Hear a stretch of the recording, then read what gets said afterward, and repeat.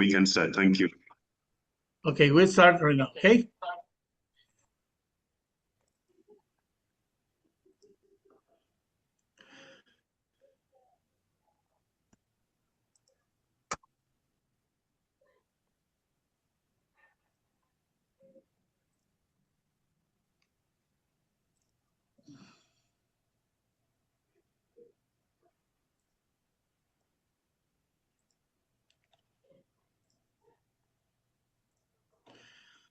Okay, good morning, good afternoon, and good evening.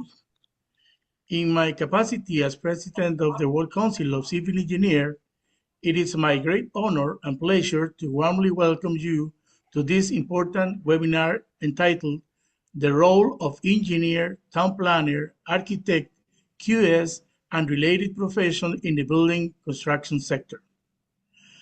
I would like to extend a special greeting to the leaders and representatives of the various engineering professional institutions and associations present today, to representatives of architects, town planners, quantity surveyors, and other professionals related to the construction sector, to the officers and members of the WCC Executive Board, to our distinguished speaker, and of course, to all participants joining us from different countries and regions around the world.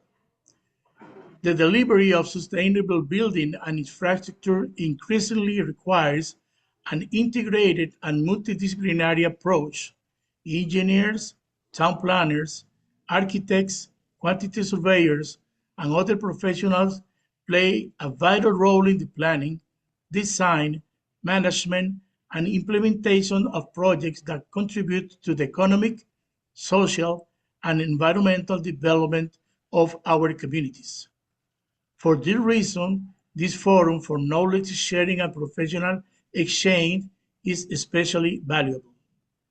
I am confident that today's presentation and discussion will strengthen collaboration among our profession and promote best practices to address the current and future challenges facing the construction industry. Before we begin, it's my pleasure to introduce the moderator of this session, Engineer Nathaniel Matalanga, President-elect of WCCE, a distinguished professional leader and a strong advocate for international cooperation among engineering organizations. Engineer Matalanga, thank you for accepting this responsibility, and now invited you to take over the proceedings and guide us through this important webinar. Thank you all once again, and I wish you a productive, insightful, and successful session.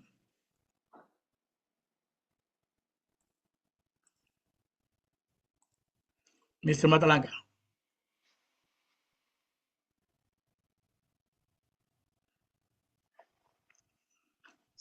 Thank you very much, President Oscar Sánchez. Mine is to welcome all of you to this important webinar. It's particularly important for us, especially from Kenya, who have been recently faced with a major problem in our construction sector, where we've had the unfortunate incident of building collapsing. That's what informed this webinar, for us to hear and learn from those who we think have done it, and see what they have done right. We try to copy from them and move forward. I'm privileged to be joined by leaders from all over the world. You heard from the World Council of Civil Engineers, Engineer Oscar Sánchez, who is just addressed us from San Jose in Costa Rica. We also have the current chairman of the IK Caretaker Committee, Engineer Hilary Nyanga, who will be shortly making his introductory remarks. And we're also privileged to have the chairman of the Engineers Board of Kenya, the immediate past chairman, Engineer Rastus Mongera, who will make some brief introductory remarks. We also are privileged to be joined by the chairman of the Academy of Engineering and Technology of the Developing World, Engineer Chee. We also will be joined by the immediate past president of the World Federation of Engineering Organizations, Engineer Mustafa Shehu. We'll also be joined by the past president of the Federation of Africa Engineering Organizations, Engineer Julius Riungu. Also be joined by the immediate past president of the Institution of Engineers of Malaysia, Engineer Professor Jeffrey Chong Lewin. We'll also be joined by the president of the Institution of Engineers of Brunei, Puja, Engineer Chen Ling Tu. We shall also be joined with the president of the Architectural Association of Kenya, Architect George Ndege. We shall also be joined by the president of the Institution of Surveyors of Kenya, Mr. Eric Nyadimo. We shall also be joined by the Chief Executive Officer of the National Construction Authority of Kenya, Engineer Maurice Akech. We shall also be joined by the Acting Registrar and CEO of the Engineers Board of Kenya, Engineer Grace Onyango. And finally, and not the least, before we get to the presentations, we shall be joined by the World Federation of Engineering Organizations Chairman of the Capacity Building Committee, Engineer Martin Manua. So to help us recognize you, when I call out your name, just raise your hand and the host will be able to unmute you for you to be able to make the opening remarks. So I will start by the president of the Academy of Engineering and Technology of the Developing World, Engineer Chong Pongbing. If you can raise your hand, the organizer will be able to unmute you and make you, to enable you make the opening remarks. Please welcome.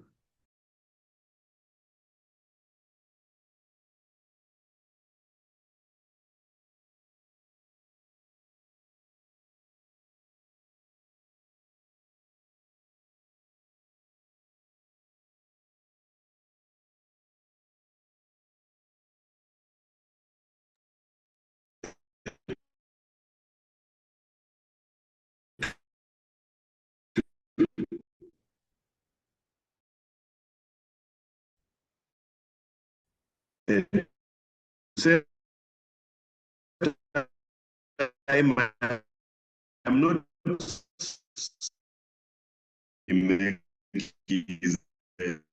yeah, I think Engineer Chu is inside. He's using the name Kok Beng Chu. So it's Kok Beng Chu. Yeah, maybe you can unmute Kok Beng Chu. Okay. Beng Chu, yes, can.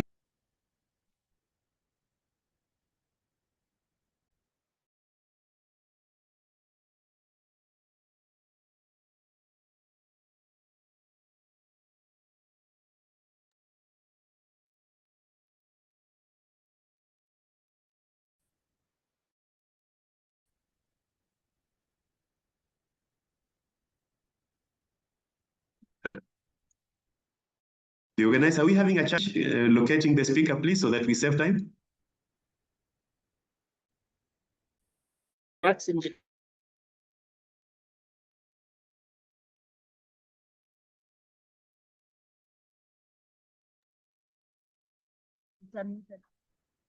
And then,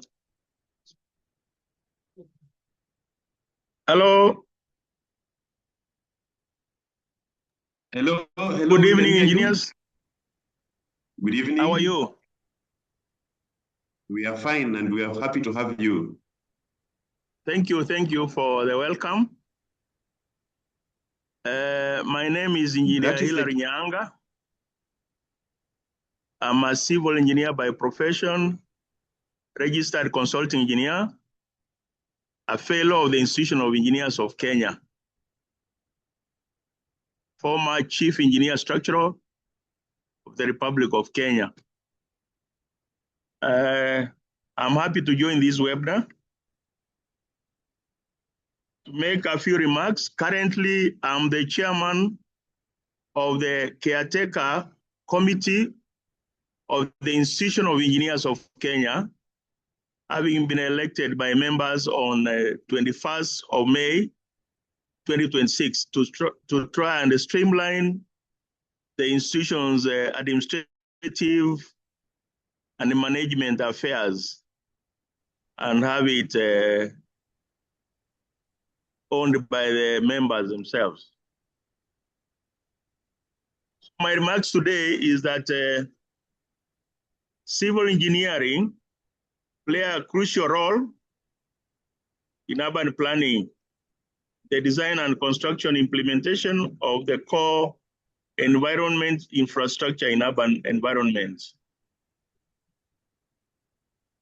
It is a core enabler of professional town planning and sustainable town planning in terms of structural integrity of infrastructure, efficient water supply, proper foul drainage and collection and discharge,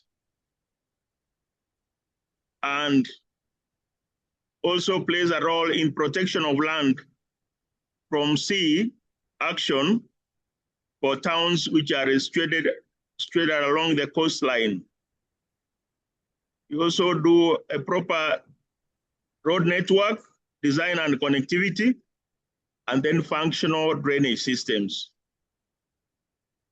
Number 3, poor planning and construction of infrastructure leads to substandard infrastructure affecting proper town planning and bringing disappointment to the dwellers of town or urban centers. If there is uncoordinated civil engineering input in the urban town environment, often causes expensive maintenance and rehabilitation works in urban towns. Civil engineers must of necessity design and supervise construction of infrastructure which are of quality standards, sustainable, and last the design life to avoid disruption of urban environments, life to the detriment of the urban population. Those are my opening remarks. And maybe if I bring you back home, we have a number of urban centers. And as civil engineers, we are involved in trying to put professional touch on the design and the implementation of the land environment in the urban centers. Thank you for listening to me. Thank you very much, Chairman Engineer Hilary Yanka. For that, he is my current chairman, so I was not able to interrupt you and say the 2 minutes are over. But the next speakers, I request you to please keep the 2 minutes limit because we have to be able to transition to the webinar at exactly 5:30. There is also the immediate past president of the World Federation of Engineering Organizations, Engineer Mustafa Shehu. Can we please unmute him so that he can make his opening remarks?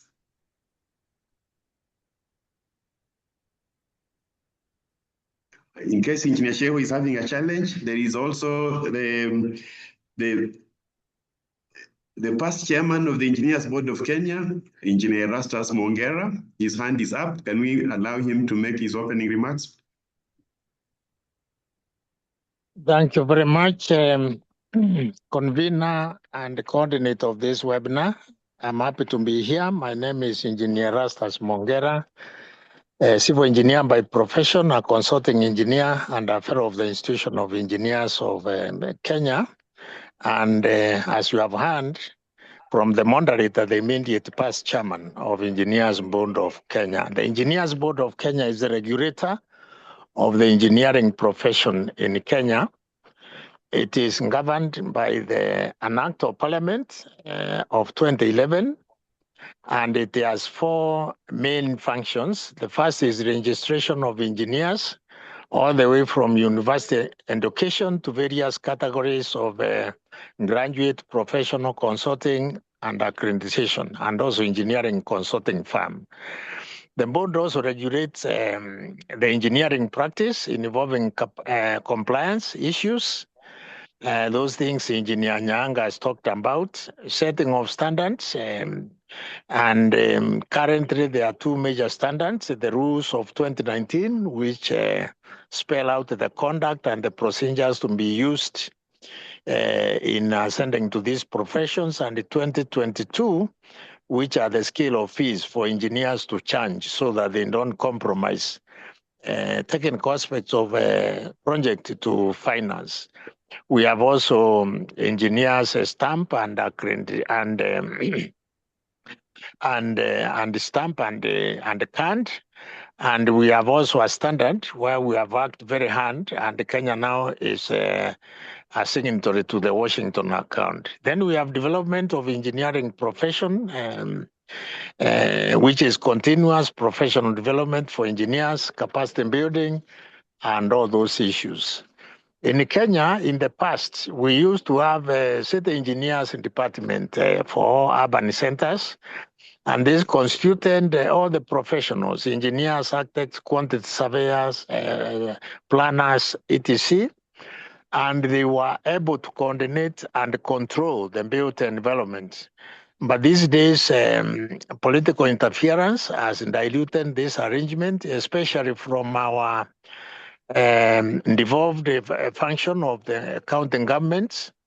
And if this webinar can recommend very strongly that professionalism should be maintained so that we ensure the coordinated and built environment that is safe, secure, and technically sound. Thank you very much, Chairman. Thank you very much, Engineer Erastus Mongera, for those wise contributions to this webinar. I hope we shall be able to come up with resolutions and take them forward. Engineer Mustafa Shehu, can we please unmute Engineer Mustafa Shehu so that he can make his opening remarks? I think, are you hearing me, Engineer Matalanga? Are you okay? Can you hear me? Loud and clear, Engineer Shehu, and very good to see you. Welcome. Dr. Wong Thank you was so looking much forward to have you here.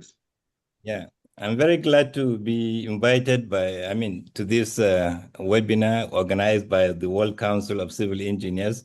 I want to congratulate my friend Oscar Sánchez and Nathaniel Matalanga for organizing this webinar. As an introduction, my name is Engineer Mustafa Shehu. I'm a Nigerian by nationality, a fellow of the Nigerian Society of Engineers, a past president of the Nigerian Society of Engineers, the Federation of African Engineering Organizations, and recently handed over the presidency of the World Federation of Engineering Organizations. So I am now an immediate past president there. This webinar honestly has come at the right time, especially for us, in the African continent, where a lot of building projects are taking place all over the continent. And my advice to the professionals is that I can remember when I was the president of the Nigerian Society of Engineers, we actually formed like, a synergy between the architects, the town planners, quantity surveyors, all the professionals in the built environment. I can remember we used to have a meeting at the National Engineering Center. I used to coordinate the meeting because the synergy between the professionals is very important for safe, sustainable delivery of projects in any country. And this synergy, the necessity for the synergy is manifold. Number one, it ensures that the right professionals are actually, charged to deliver their own aspect of the building project, of the development. And the other reason is that we also have to agree even on the professional scale of fee, who gets what in a project and who gets what. So when there is that synergy, there will be enough for all the professionals, because it is not correct for any one profession to feel that is the most important in delivery of project. Every professional is important. So that is why this synergy is very important. The architects, the engineers, the quantity surveyors, the town planners, and even land surveyors, so that they sit together, and also they ensure that non-professionals do not participate in delivery of projects. Because if we don't have this synergy, you will find yourself that non-professionals are being saddled, with the responsibility of professionals, because there is no such synergy. So that synergy is very important. That cooperation is very important. And one profession should not be greedy. There is enough cake for everybody. But if that unity is not there, then everybody will lose out. And in some countries also, you find that if that synergy is not there, the protection is the profession is not protected. It is the responsibility of the professional institutions and the regulatory body to come up with policies as to how projects will be developed and executed. And when this process is brought, it can be even passed through the National Assembly, so that we have a legislation that anybody who contravenes the law and the procedure can be prosecuted. So if people know that, if chief executives in organizations know that they will go against the law of the land, they will definitely, make sure that they don't go against the law of the land. And by so doing, you will protect the interests of the professional engineers, the professional architects, the professional quantity surveyors, the professional town planners, and urban and regional planners. So this is very important, actually, in any country, and that also will make the professional leadership show to the incoming professional that there is a value in being a member of such professional institution, because you have an opportunity to practice your profession and earn a living. But if the professionals do not protect their professions very well, then a lot of people will intrude into the sector, and making the professionals less relevant, more idle, and of course, less possibility for growth. So my advice to WCC and also the organizers of this conference, we have to come up with the resolution which should be led by the professional institutions, and then taken to the regulatory body so that it becomes law. Then once it is made a law, then these laws and procedures will be taken to the development control offices, which are normally owned by the government. And if the said procedure is agreed upon by everybody, so everybody will be duty bound to oblige. So this is just what I would just want to contribute to this particular discussion.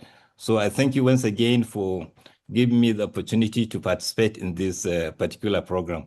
Thank you very much.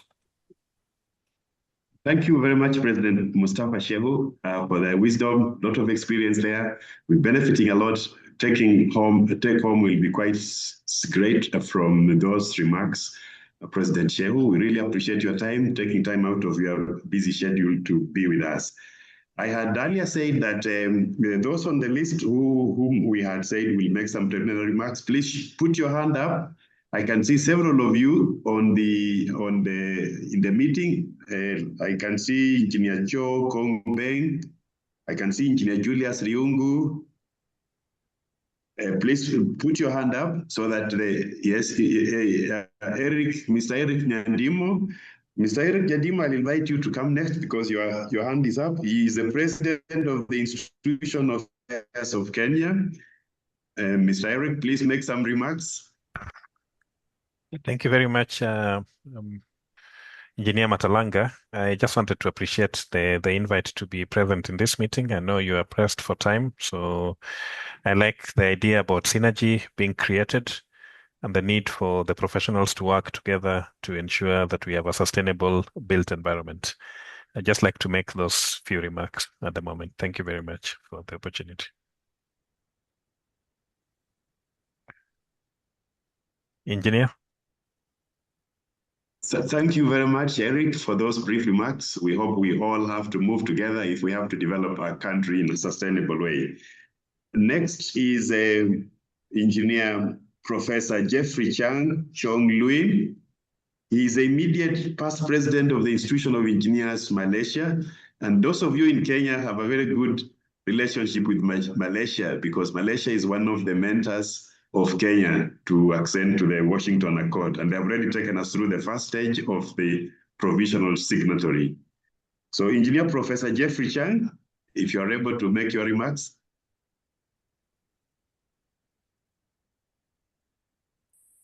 We cannot hear you.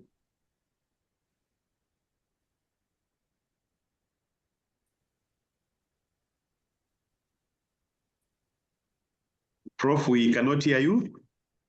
Am I the only one or the others, panelists?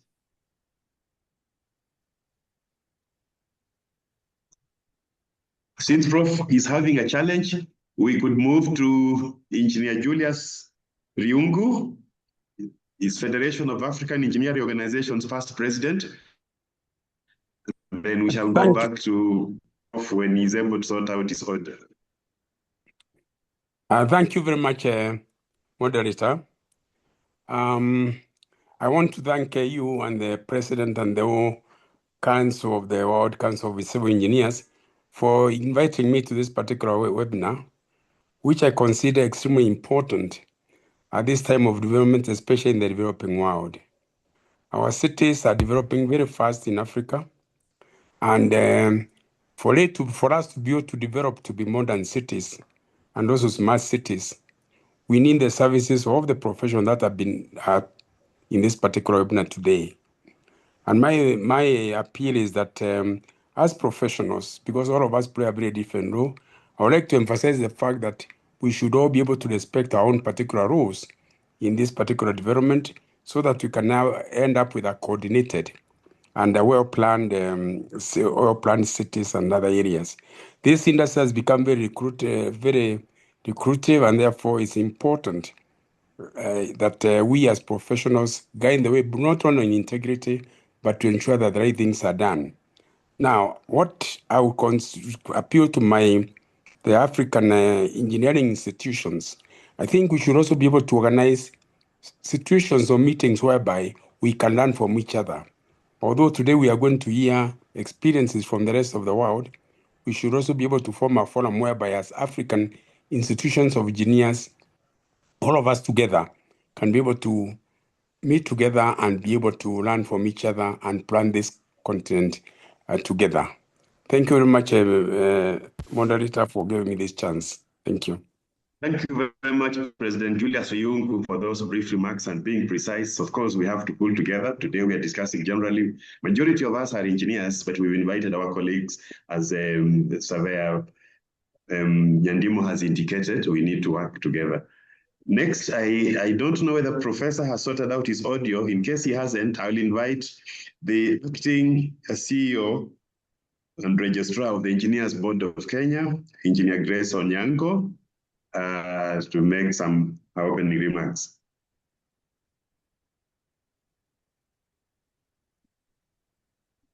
Engineer Grace, we can't hear you.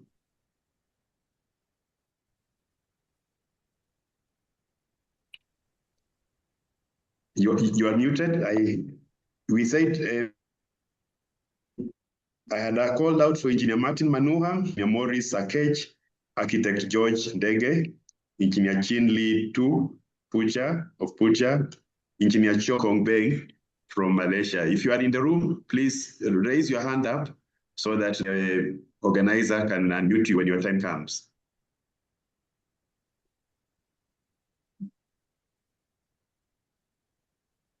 There is Professor Dr. Ang. Yeah. You can, yes, please make some opening remarks. You're welcome. Yes. Thank you very much for giving me floor, President and all. I'm very glad to meet all my close friends from Wafio, Fayo, and other continents. So I think congratulations to the webinar, because on behalf of not only President of Myanmar Engineering Council, but also President of the FIEP and also Vice President of ASEAN Academy of Engineering and Technology, So please accept my congratulations. And then I believe that this webinar will be very fruitful, and then very special for us to make our future developments. Thank you very much, sir. Thank you very much, Dr. Professor. I also remember you from Myanmar. You really supported Kenya for the signature for the provisional status in Mexico last time. Yes, thank you. Thank you very much. We welcome you and very beneficial. Now I'll invite Lee Chee. He's the president of the Institution of Engineers Brunei. Yes. Some remarks. Good morning. Can you hear me? Can everyone hear me? Yes, loud and clear. Yes. Good morning to everyone over there, and good evening or good night, everyone in this region. So, good evening, good night. So, distinguished members of the World Civil Engineer Council, respected professional colleagues and guests, it's a very privilege to be here to deliver my introductory remark regarding the role of engineer, town planner, architect, quantity surveyor, and alliance professional in the building construction sector. So as we know that the construction industry is not the work of a single discipline. It is an integrated system of expertise. Engineer ensure the technical, whereby the architect shape the functional human experience, town planner define the long-term sustainability, quantity surveyor safeguard the financial discipline. So together we form a coordinated framework to transform concept into reality. So in today's world, I think our responsibility go far beyond delivering project on time and within budget.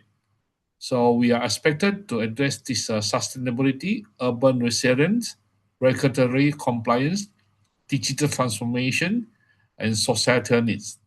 The complexity of modern construction demand not only technical competence. I think we also need to look into the interdisciplinary cooperation and ethical accountability. So this section is a very good topic in the modern society of construction industry. Therefore, we not just talk about defining rules, but about understanding how this rule must evolve, integrate, and lead in shaping the future of our city and infrastructure. So thank you very much. This is my end of my remarks. Thank you. Thank you very much. Thank you very much, Lee Chee, for being brief and to the point. Contributions very insightful and enriching. We shall take them into account moving forward. Very happy. As much as it is late at night at home, you made time to be with us. We're quite grateful. Next, I had asked Engineer Maurice Akech, Engineer Grace Onyango, Engineer Martin Manuha, Architect George Ndege, Engineer Professor Jeffrey Chong, and Engineer Joe Kongbeng. I can see them in the chat. The organizer, if you look them up, please unmute them. I can invite Engineer Grace Onyango. Are you ready now? Can you hear me now? Yes, loud and clear, Engineer. Please. Thank you very much. Thank you very much, Engineer Matalanga. I ride on all protocols already established, and as the board, we are privileged to be part of this conversation. And as our past chairman has ably put, he has highlighted our roles, our mandate, and everything. I think ours is just to say that the construction sector, the built environment, by its very nature, is a shared enterprise, and this is why we are having this conversation, as all the professionals who are involved. And therefore, each of us contributes a distinct expertise towards a common outcome, which is delivery of infrastructure that is safe, infrastructure that is functional, cost-effective, and sustainable. And I know there are regulators who are here listening, and I believe that our roles are complementary. And as we're listening, we'll be listening for ways where we can create synergies so that we can deliver safe infrastructure for the people that we serve. Thank you very much, Engineer Matalanga. Thank you very much, Engineer Grace Onyanko, the acting CEO and registrar of the Engineers Board of Kenya. For the Kenyans who are here, this is your registrar, so you are privileged that she's able to address you and tell you how to be good engineers. I'm told architect George Dege is in the room. Can we please unmute him so that he can make his remarks? Dr. Jeffrey Chang, I can see him, he's also here. His hand is still up, but probably we are not able to hear you.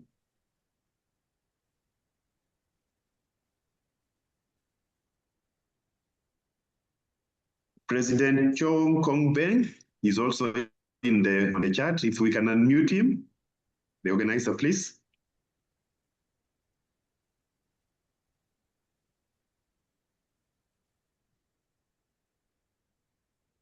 Engineer Martin Manuha.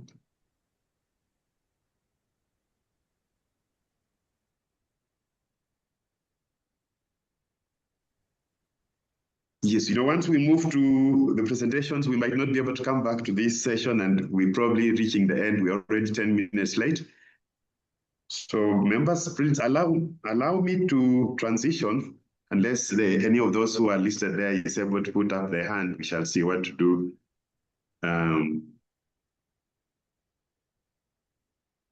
The organizer, can you unmute? I'm getting a message from President Chong Kong Beng. The list is alphabetical, so if you check there, he's listed there under C. If you can unmute, yes, he's now here. Can you welcome President Kok Weng King? He's the president of the Academy of Engineering and Technology of the Developing World. So he was a major partner in organizing this webinar. You're welcome, President, to make your remarks. Can you hear me? Can you hear me? Loud and clear. Yes, loud and clear. Okay. Greetings from Malaysia. It's almost midnight in Malaysia. And good morning to people from all of my friends from Africa. I'm no stranger to Africa. I've been there maybe about 40 years ago when I was involved in the Commonwealth Engineers Council as the chairman of the Commonwealth Board of Engineering and Training. And it is a great honor to be remembered and also given an opportunity to say a few words to my good friends in Africa. And I noticed that many of my friends are in this webinar session. So the thing that I'm very passionate about is the building construction sector. We can build a lot of nice, beautiful buildings and all the other infrastructure. But my passion has always been to champion the maintenance of infrastructure. So under this EDU, which I'm president now, we are actually coming up with a very powerful initiative to spread this maintenance of infrastructure. We're setting up of an Institute of Infrastructure Maintenance in Pakistan. So I hope that one day I will be able to set a similar center for infrastructure maintenance for the African continent, so that all the buildings and everything that we have built can last longer than its economic lifespan. So please, if you are interested in looking at the longevity of your building structures and infrastructure, don't forget to invite me. I'm still young enough and strong enough to make my way to Africa. Thank you very much for this kind invitation. Thank you very much, President Kok Weng Chong. We are very grateful, and we definitely shall take up your offer. Africa needs the services you provide. So don't be surprised when we reach out to you in the near future, asking that you read the offer at least, and please come. So I have architect George Ndege. I can see him. His hand is up. Organizer, please unmute him so that he can make his remarks. George Arabu. Hi, Chair. George Arabu is the president of the Architects Association of Kenya. Yes, please proceed, George. Architect George Arabu. Okay, thank you very much. Thank you very much, engineer. Am I audible? Can I proceed? Just doing a sound check. Yes, please do. Please do. Oh, okay, fantastic. Thank you so much. And apologies for I joined in as a participant, but I'm glad that you've upgraded me to be a speaker. And also, I am thankful for the platform and the opportunity to speak. The Architectural Association of Kenya is an umbrella body of 8 professions, and we pride ourselves in being an incubator of the built environment professionalism and excellence in Kenya. So the topic is quite apt. It's straightforward, and I think from where I sit, I believe that we as professionals, that is engineers, planners, and architects, we are agents of change. We are the agents, one for the developer, but most importantly, we are the agents of the public, and we stand between public good and developers' private needs in terms of profit making and business. So it becomes a very interesting space because we will get paid because we are making business for the developer, but at the same time, we must be able to address the needs of the public and guided through the various principles of planning and the existing guidelines, which we must be able, one, to identify, and secondly, to be able to apply and implement on our projects. So our job is difficult, but it is doable if we have good intentions. And I hope that such kind of discussions we are having here could encourage all professionals to first act right, and then be able to be the change that our community and our cities needs to see in the future. Thank you, Engineer. Back to you. Thank you very much, Architect George Arabu. You're right. So you cover 7 professionals in the way we are set, and of course, President Oscar Sánchez is also here. I know that when I was in Costa Rica, I was surprised that his institution is an umbrella body for several professionals who come under CFIA. We are trending to the end, but I'm not able to see Engineer Martin Manuha and Engineer Professor Jeffrey Chong Luin. Are you able to make some remarks? Raise your hand. You had a challenge initially before we move to the presentations. Yeah, I think Engineer Jeffrey Chiang said he has some problem with his mic, so I think we can skip. We can skip. Thank you very much, Dr. Wong. Engineer Martin Manuha.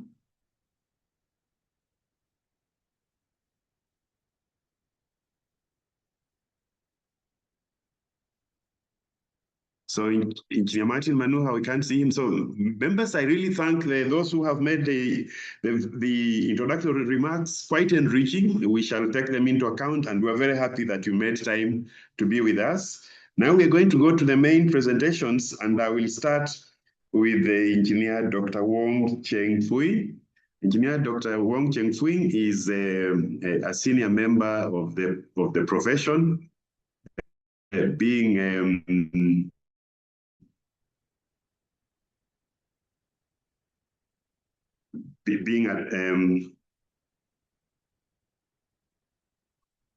he holds various professions. He has basically his academic qualifications. He's a doctorate in philosophy.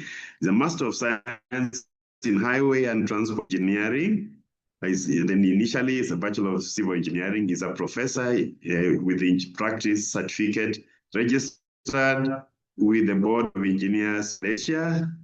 And he's also a professional technologist registered with the Malaysian Board of Technologists. You will have to help us understand that, Prof, when you're talking.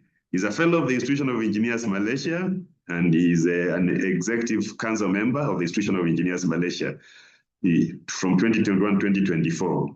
So he's a fellow of the Technological Association of Malaysia, and he's an executive council member of that association. He's a fellow of the Asian Academy of Engineering and Technology, and he's an international professional engineer registered with the Professional Engineering Register of Malaysia. He's an APEC engineer also, in the Asian Chartered Professional Engineer, Asian Engineer Register with Asian Engineering Registration. So we hope one day in Africa, we shall also have this different affiliations so that we can also belong to them and go forward in a common agenda. So I'll invite you, Dr. Wong Sheng Fui, to take us through your presentation on the role of engineer, town planner, architect, QS, and related professionals in the building construction sector. The floor is yours. Welcome. Yeah, thank you. First of all, many thanks to Engineer Oscar, Engineers Nathaniel, and the World Council of Civil Engineers for organizing and inviting me for this prestigious webinar. Also, warm welcomes to my fellow colleague, Engineer Beng, Professor Jeffrey Chiang, Engineer Chin, Engineer Mustafa, and all other president and past presidents for their warm welcome.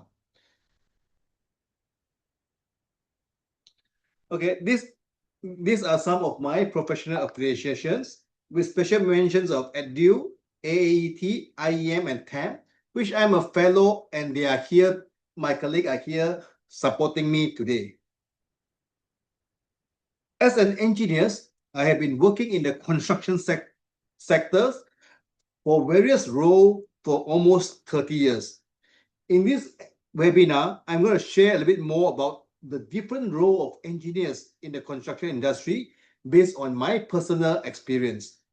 Engineers are not only designer or building contractor, but we have various roles that we can play. As an engineer, I started my career as an engineer in the engineering consultant firm, where I was involved in highway and roads designer.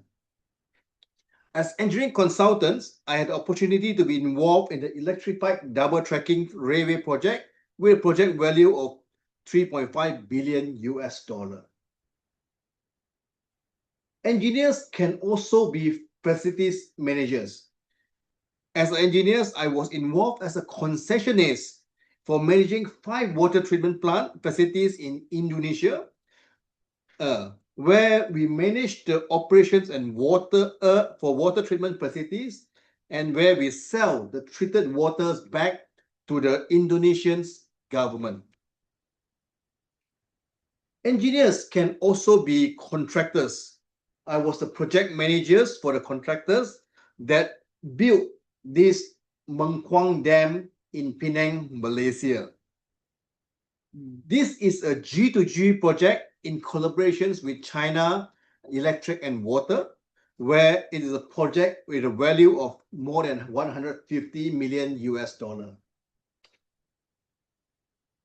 I also worked before as a contractors managing sewage project, where I manage workers, arrange for materials and resources at the site.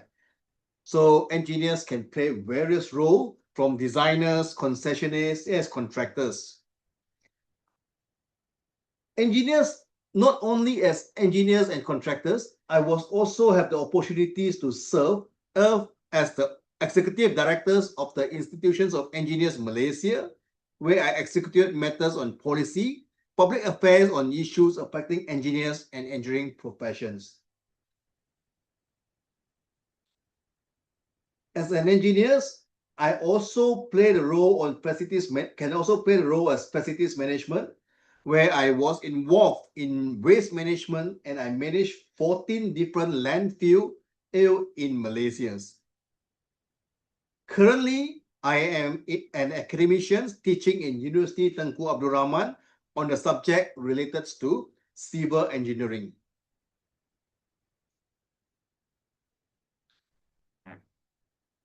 After more than 30 years working as engineers in various roles and disciplines, I have summarized all the lessons that I have learned from my experience in the 4 quadrants of construction management. The next slide is the most important slide in today's presentations, because the key deliverable of the 4 quadrants is applicable to all engineering roles, irrespective whether you are a consultant, a contractor, or a developer.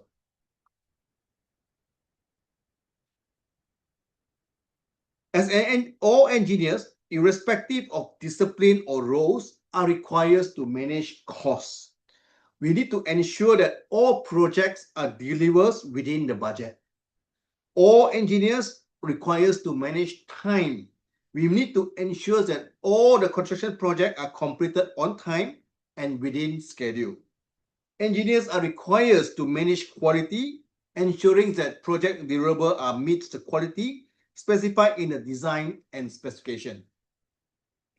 Engineers are also required to manage safety, health, and environment to ensure that projects are delivered in a safe and sustainable manners.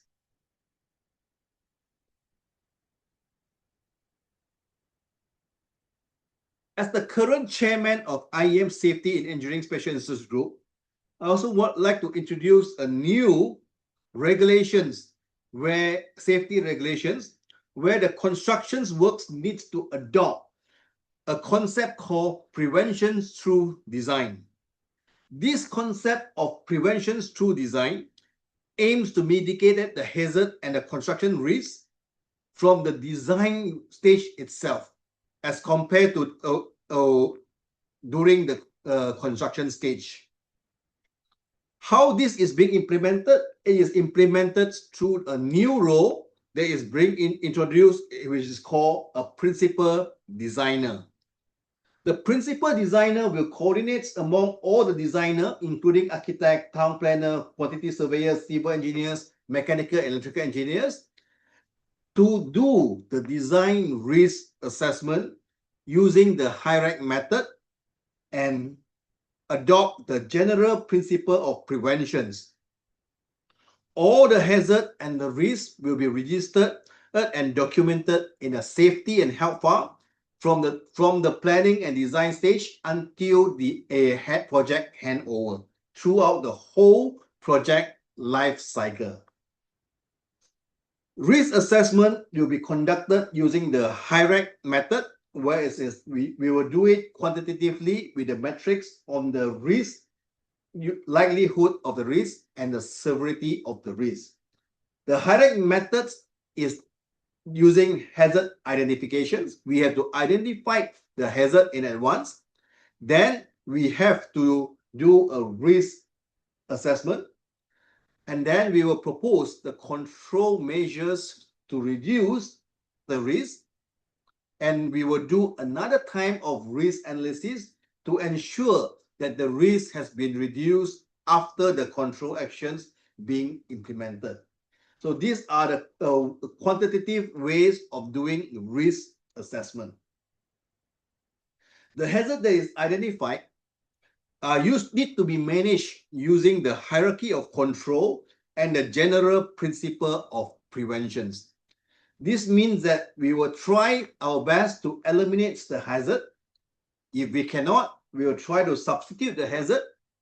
And if cannot be substituted, we will try to isolate the hazard using engineering control. Or we use administrative control to change the way the people work. And finally, if it's still not possible, we will have to use personal protective equipment to protect the workers.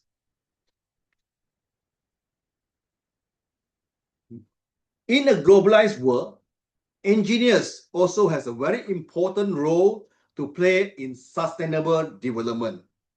This means that any development that needs to meet the needs of present without compromising the ability of the future generations to meet their own needs.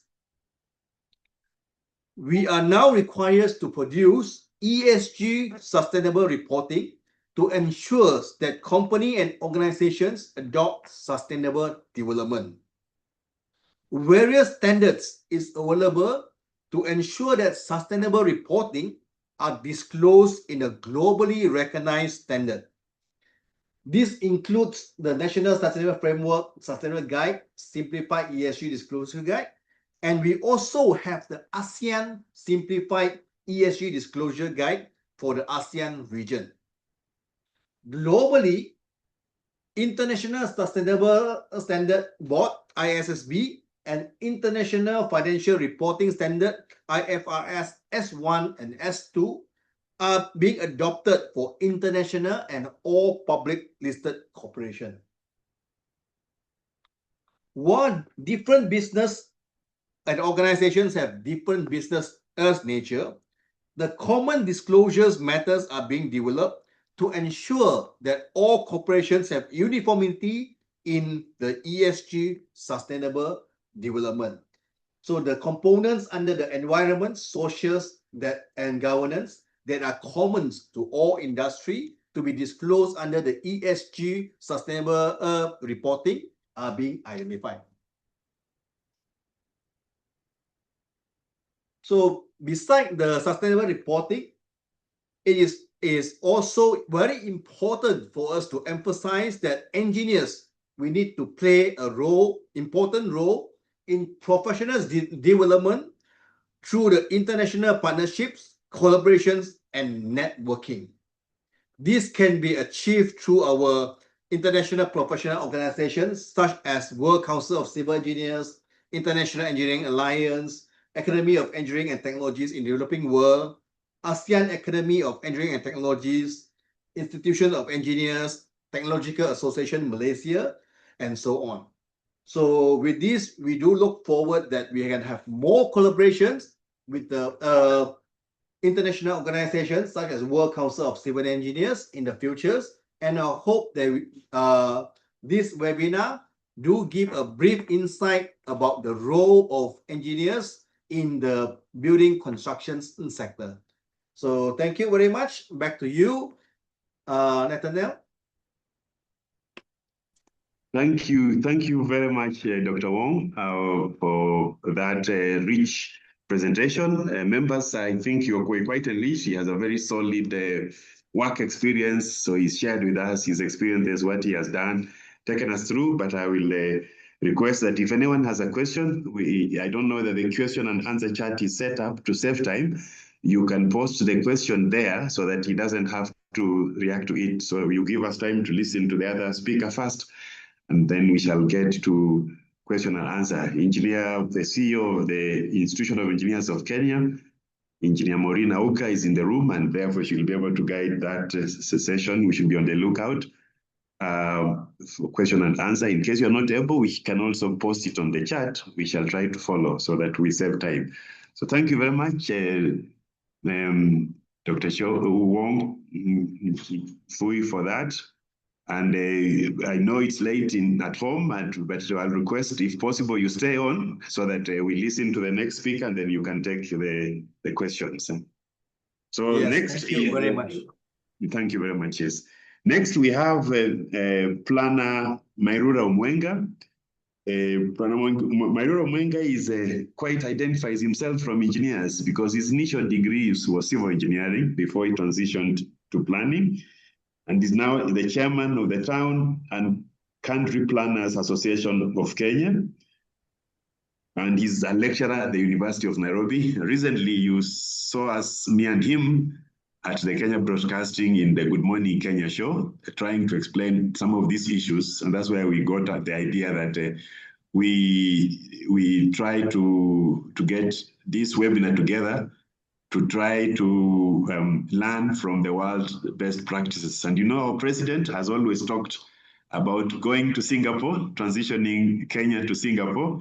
And today we got very close to Singapore by having Dr. Wong Cheng Fuing from Malaysia, who is able to share with us. And you can see the way they do things. If we want to go to Singapore, our fellow people from Kenya and Africa, the rest of the world, you can see the journey is there. You have to do things with the precision and with the determination, with a lot of idea in mind where you want to go to. So I invite Planner Mairura Omwenga to make his presentation. Karibu. Okay, thank you, Chair, and I want to thank everybody for making time to attend this very important event. And I'm grateful that this particular webinar is really picking experience from, as it were, all parts of the world. And therefore, this is indeed a very important webinar for all of us. Indeed, as well explained, we have, my slides will be shared later. I mean, I don't have them now for one reason or the other, but I'll quickly go through my notes. I think first and foremost, as the chair, Engineer Matalanga has indicated, I'm actually a civil engineer. Then I proceeded now to train as a town planner, and I'm also an EIE expert. Currently, then I teach at the University of Nairobi, and I'm the chair of the Town and the County Planners Association of Kenya. And therefore, matters towns, matters cities is really our core business, And within our towns and in the new dispensation of our constitution, a lot of this development and development control has been devolved to the counties. And therefore, we work extremely very closely with the various towns, administrators and municipalities and the city boards in our country beside the counties. Of course, we must work also together with the national government. I've had an experience to work in the national government. Indeed, I started in the Ministry of Water.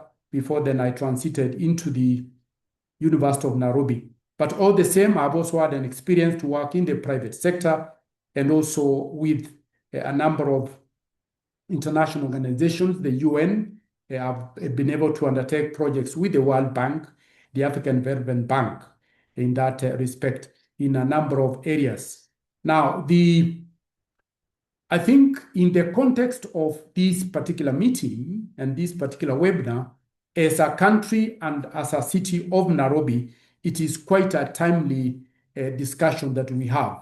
And we are looking forward to coming up with resolutions that will be able to assist us as a country and as a city to be able to deliver our mandates as town planners, as architects, as engineers, as quantity surveyors and land surveyors, so that we deliver sustainable development projects, whether it's in the normal building sector or in the infrastructure sector. I think it's important that in all these projects, all these professions play a very important role in this respect.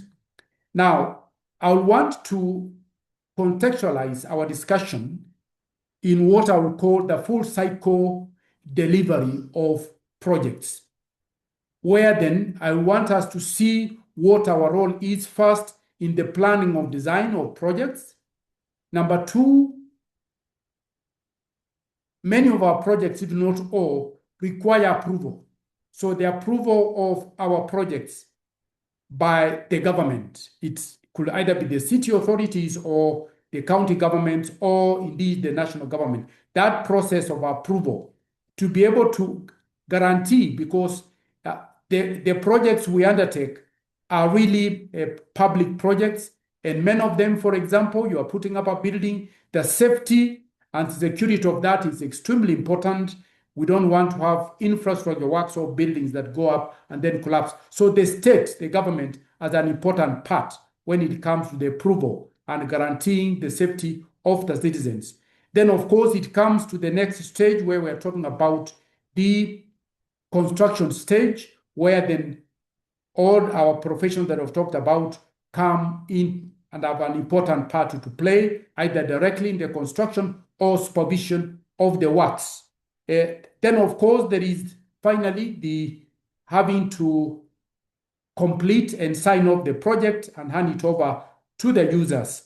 And then an important item, I think, which one of the speakers have articulated, the area of operation and maintenance becomes a very important part in our delivery of sustainable projects. Now, I think my experience is that in a number of these areas and the challenges we're having as a country now, and indeed in the city of Nairobi, is one where the responsibility, the role of the various professions in delivery of buildings or infrastructure, in a number of cases, is blurred, okay? It is blurred and it's not really very clear about who is responsible for what. And that comes very clear, for example, when we find that there is an incident, buildings collapse, and for a number of years now we have had those experiences. You find professionals blaming one another. You find the government not really very clear as who takes responsibility. I think it's important that for us to be able to bring order into the building and construction sector, that it's very clear who is responsible for what. Because when we do that, then people are able to take, professionals are able to take a professional responsibility and are held to account. Now, as we do this, I think I also want to mention that right from the word go, we have two key players. We have two key players. There is the developer who may come in as the private sector or as an investor, but also we have got the state, the government, either as a county government or the national government as we have it in the country. And for government, it comes in to regulate, and as one of the chairs of the Engineers Board has indicated, the regulation of the practice, making sure that the standards are put in place and so on. But more importantly, the state and the government cannot run away from making sure that whatever is constructed is built, it is secure and safe for the general public. Because when our infrastructure collapses, building collapse, then we lose lives, leave alone the losses in terms of economic whatever. So I think the government plays a very important role in this particular item. And I want to emphasize here, I've seen trends now in the construction industry where the county governments or the municipal authorities want to sign off and say that once we have approved your project, then the responsibility remains with the developer, with the developer's consultants. I think that should not be the case because the state guarantees citizens their final security and security. And therefore, that element of the state washing off its hands of the project we do, I think it's an important item that it must always remain as the last custodian as far as the development of the infrastructure and the buildings that we put up. Number three, I want to talk about the professional responsibility of the town planner vis-a-vis the other professionals at the various stages of project development.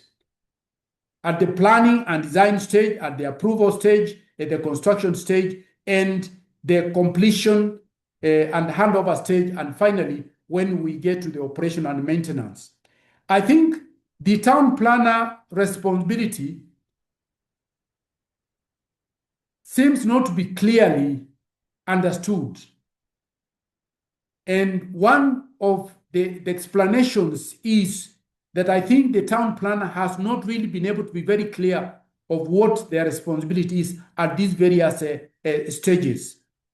It appears that the town planner's responsibility ends up in the planning and approval stage, but the rest of the work, where the construction and handover of the projects and maintenance is rarely understood. And I think this is one area where then you find we get a very serious challenge.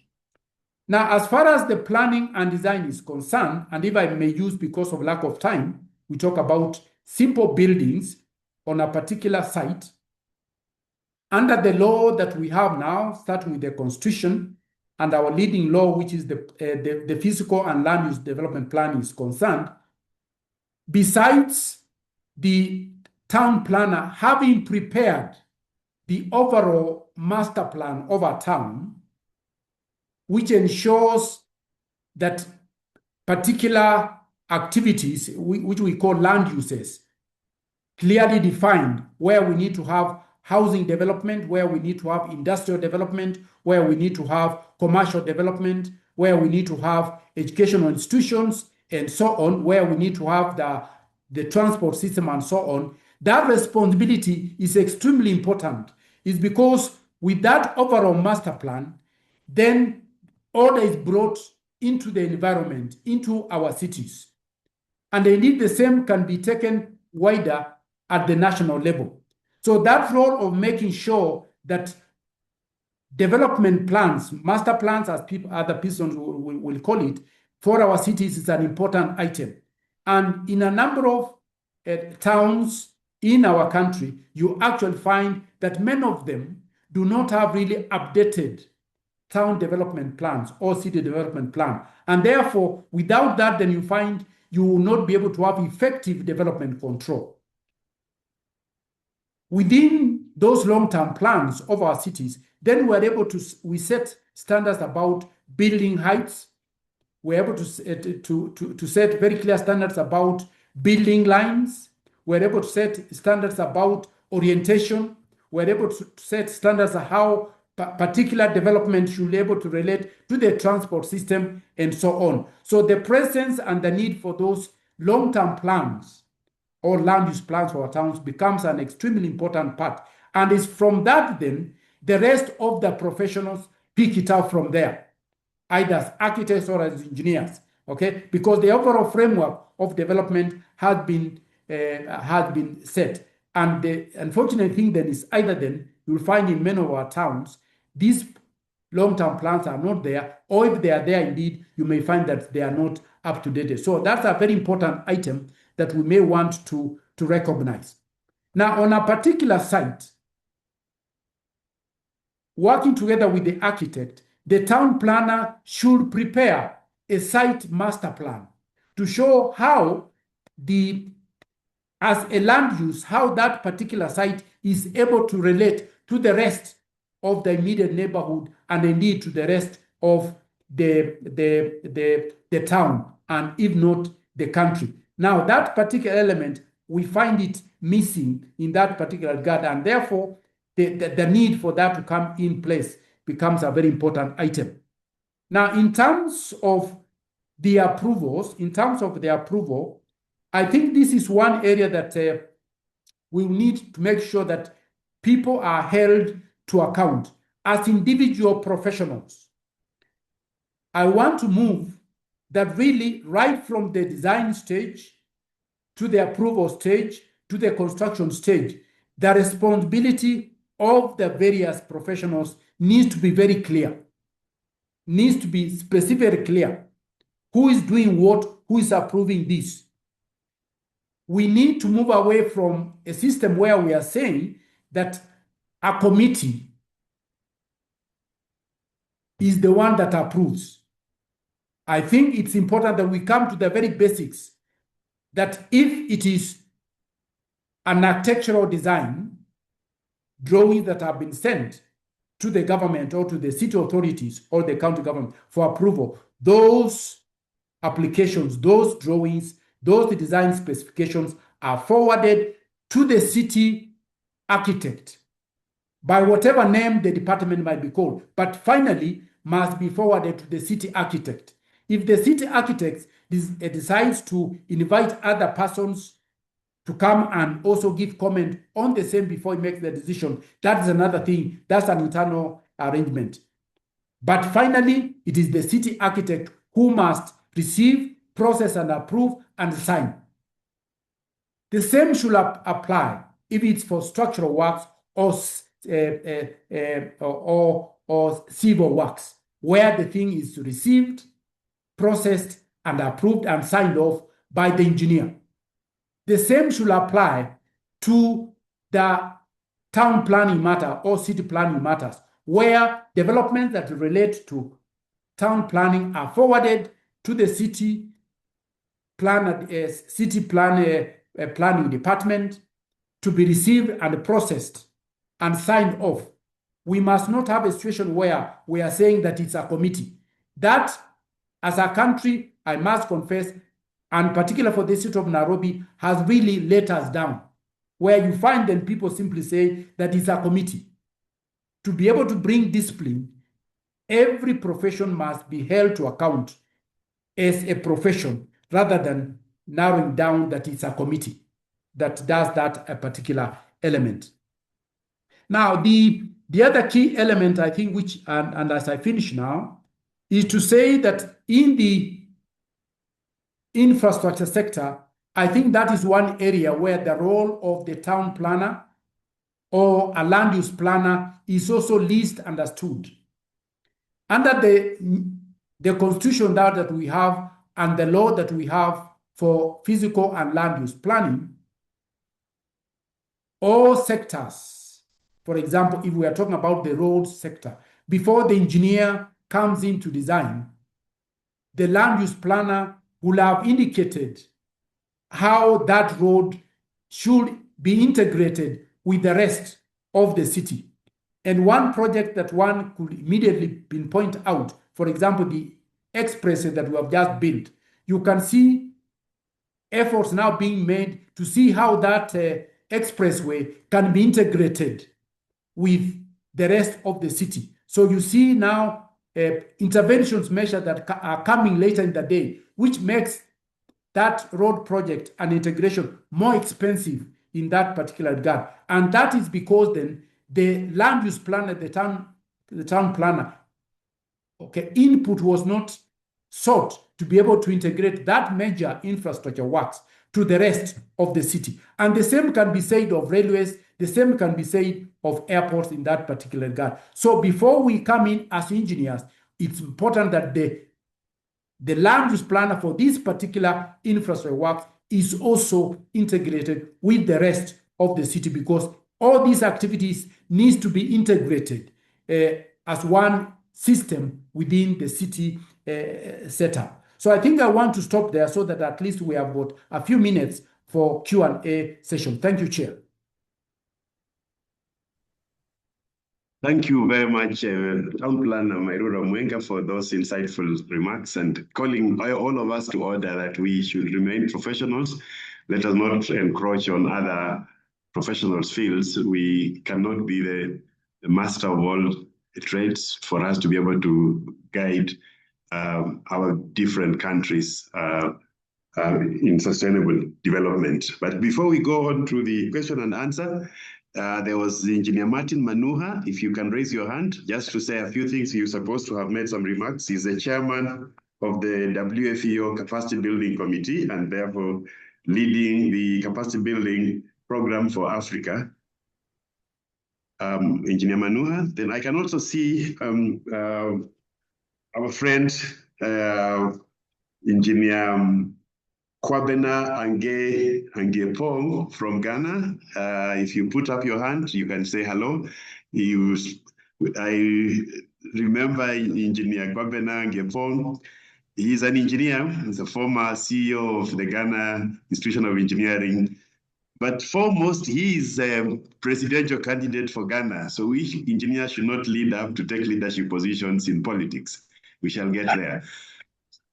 Please allow Engineer Gepong to make some remarks. Thank you very much, my brother Nathaniel. It's been a long time since we last met. In fact, the topic that they so yet had start. Impressive that you picked speak up from what I would say a very organized site for Asia. Then you're talking about Africa, Nairobi, and Prague. The problem is the same. I hope that they will share the notes or the teach all of us well, so that we can share it with our members.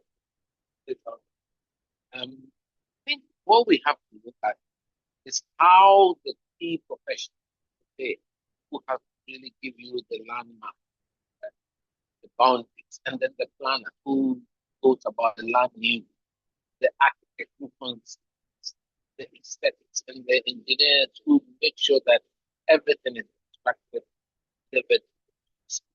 that we need to relate. That interrelation, and what about regulation, and ethics. So I think a lot of problems face as infrastructure participants and professionals have to look at ourselves. So listen to Dr. Wong. He talked about how we can ensure quality control, quality assurance. So just to say I'm very happy to join this. Loved it. I've learned a lot. West Africa, because that's where we need infrastructure planning. Is go to any people taking the real estate that they do what they want and for regulations. The regulations are there, but it's applicable to any major rain or flood. So it's a continuing cycle that we have to work together. Make sure we bring it back. Thank you very much. I'm very glad. Thank you very much, President Gepong. You know, in my country, once someone wants to go into politics, everyone starts calling him honorable so and so. So I think, right, if I call President Gepong, the day you go to State House, we shall ensure that Ghana moves forward. You know, Dr. Wong. Yes, Wong Chee will tell you that in China, which is their neighbor, the leadership, political leadership is by engineers. And we complain about democracy, but China has made a lot of advancement away from democracy. The state is run like a private company, and you have to grow your way. So maybe the day you go to State House, President Gepong, you will inspire all of us, and you will do what is right, and Ghana will transition to a first world country. Last but not least, yes, Engineer Maureen Auka, can you put up your hand so that I can let you in to conduct the next section of question and answer? Yes, thank you. But before Maureen, you take over, I can also see the former CEO of KERA, Philemon Kandie. Philemon, we missed you. Say hello. You are part of the policy. People have been involved at high levels. Policy, you can say hello before we transition to Engineer Maureen Auka. If it's a challenge, let me invite Engineer Maureen Auka. Engineer Maureen Auka is a civil engineer, and she's the Chief Executive Officer of the Institution of Engineers of Kenya. The member of the World Council of Civil Engineers in Kenya is IEK, and therefore without the support of the IEK, we would not be having this webinar today because it's supported by World Council of Civil Engineers, but the national member of the World Council of Civil Engineers in Kenya is IEK. So CEO, Engineer Maureen Auka, I will hand over to you. And I can see a hand from Engineer Bill Ocheng, but I think I'll leave it to Engineer Maureen to handle because we're running a bit late. Engineer Maureen, please take over. Thank you, Engineer. As I said, my name is Engineer Maureen Auka, and I will take us through the question and answer session. If you have a question, please type either under the chat or in the Q&A chat. There's a comment from Osama Mohammed, who's asking that the presentation materials be shared, and yes, they will be shared to all attendees. And even as Chair, I cannot see who has raised their hands. So probably you can allow me to see. Yeah, yes, the organizer should allow those who raise hands. It normally comes on the screen. Engineer Bill Ocheng, was it intentional hand? Engineer Martin Manuha?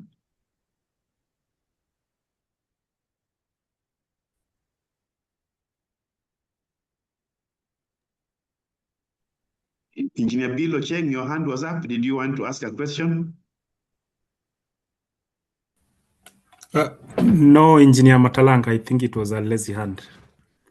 Thank you very much. So the presentations were loud and clear. Engineer Maureen, please carry on. Okay, thank you, Engineer. Now, even as I await more questions from the membership, I'd like to ask Dr. Wong. During your presentation, you mentioned about your experience from practice to academia. Would you elaborate on that? How was the transition, and what would you advise an engineer who's also looking in such a kind of transition? Back to you, Engineer. Dr. Wong? Yeah, okay. So I think they are not necessary that whether you want to transition from industrials to academia or academia to industry. like I said, that from my experience, we can see that engineers can play various roles. And now that I have been in academia, actually it helps me a lot because I bring along industrial experience. When I'm teaching, I share a lot of my industrial experience with my students, and I also bring a lot of my professional affiliations with the engineering organizations that actually helps in my university research and so on. There's a lot of collaborations between the academias, the industry, and also the academia, industry, and also the professional bodies.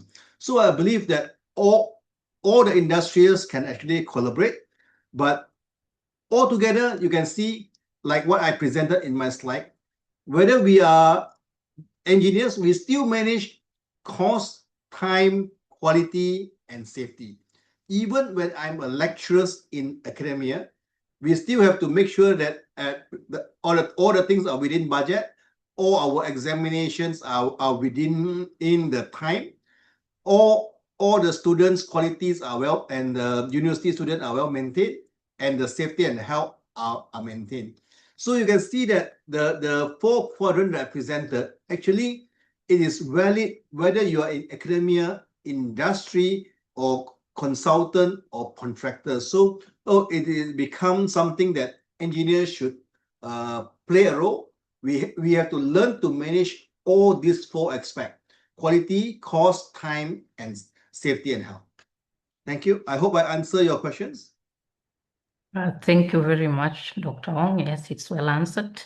My next question will go to Planner Omwenga. In your presentation, you mentioned about the role of different professionals in the built environment being blurred. What would you propose to be done so that each professional can clearly understand their duties, and not just the professionals, but even the general public? Back to you, Planner Mairura. Thank you. Thank you very much for that question. I think, as it was mentioned here, it's important then that all the professions, all the professionals in the built environment, through their professional associations, need to have a common platform where then, as a few of the speakers did indicate, to be very clear then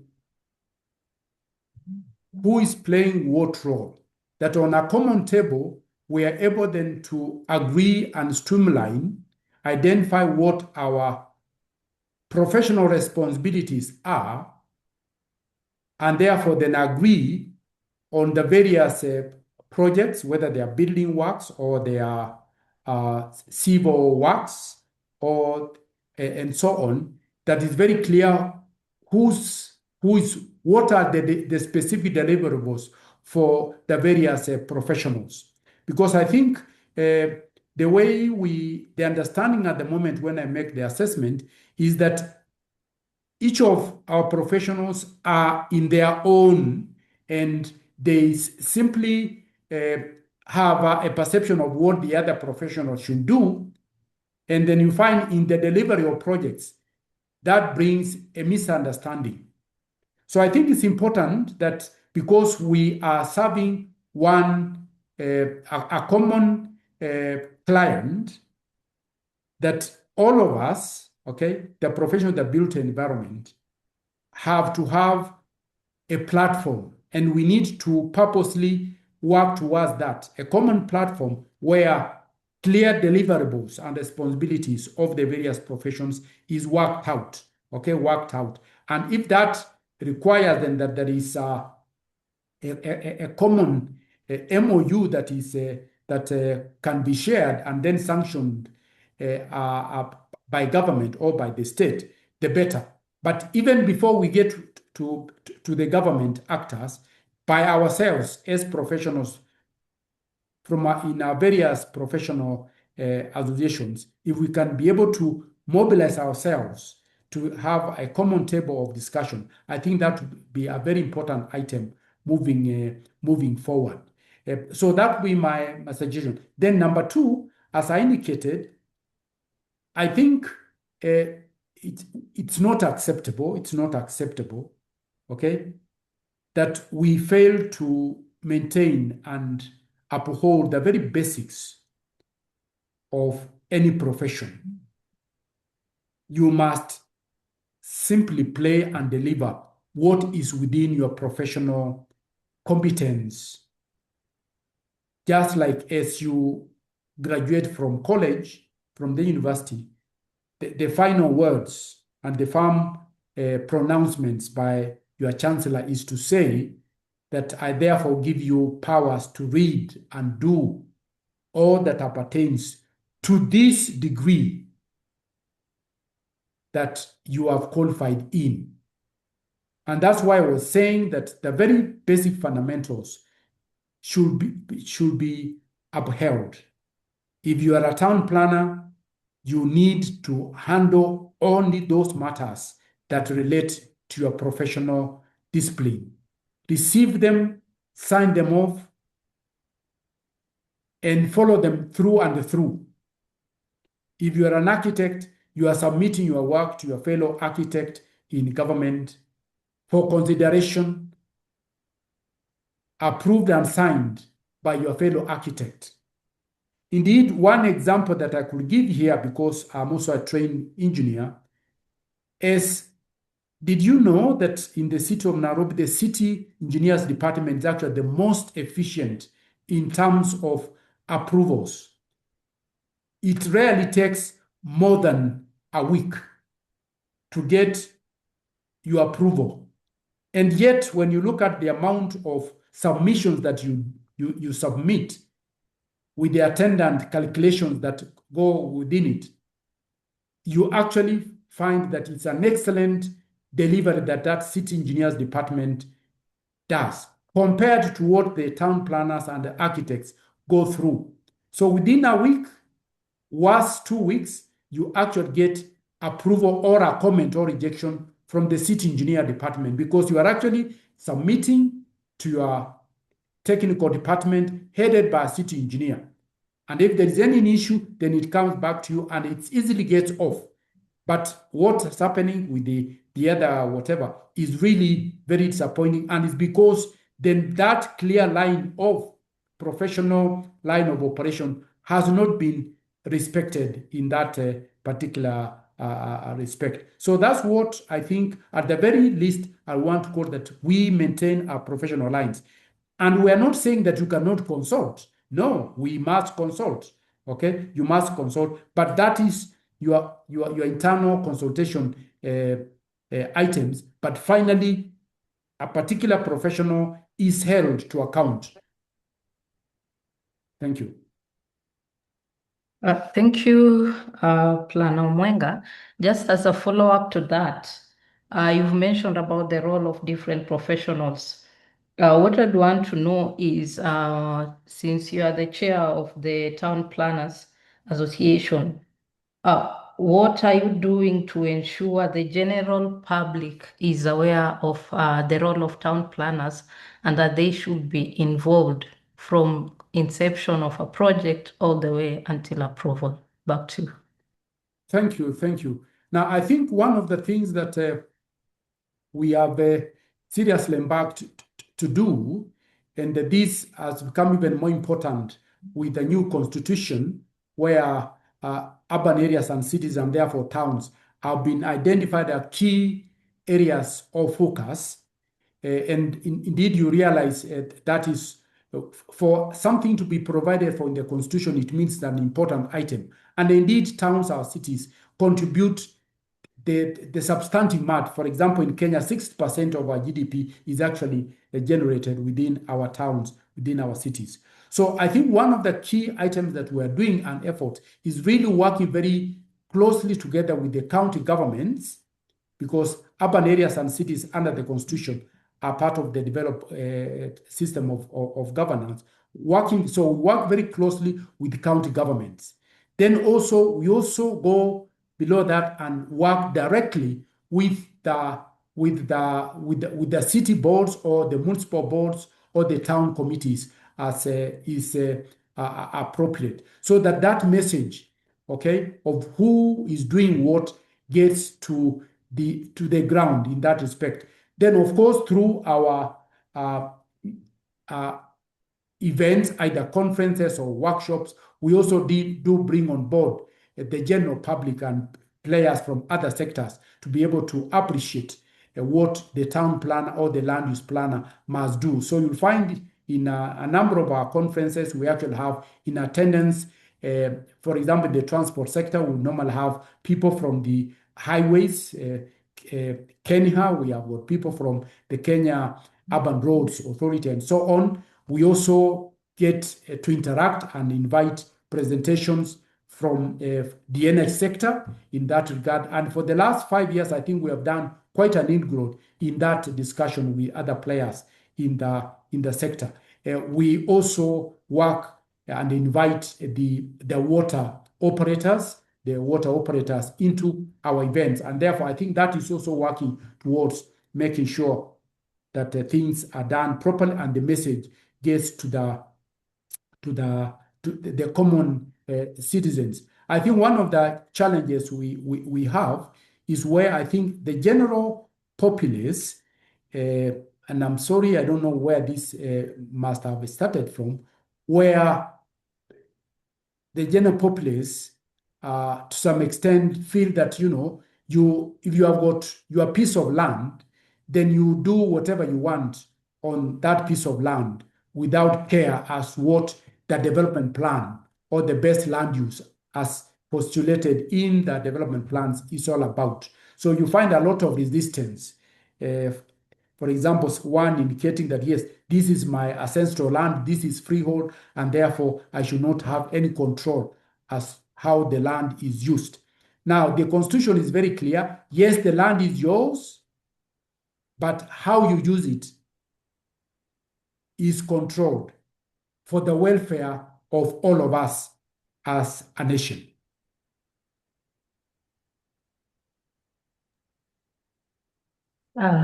Thank you, Planner Omwenga. That was very insightful.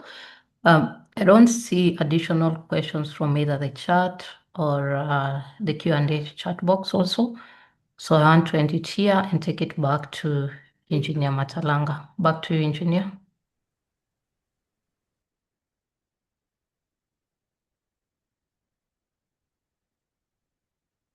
For the good job. I think the webinar was is close to the hearts of most people here. There's a question from Engineer Grace Onyango. I don't, sorry, not the host. Can you see Grace Kagundu? She probably wants to ask that question. And mute. Okay. Can you hear me? Yes. Yes, we can. Okay. Is up there. Okay. Thank you very much. I'm not sure why. Yes, we can hear you loud and clear. Yeah, I'm not sure why I can't be. My chat, my question isn't there. But first of all, thank you so much to all the speakers. I normally like to attend these WCT webinars. They're very insightful. And so to all the presenters, thank you very much. We have gained a lot from the points raised so much.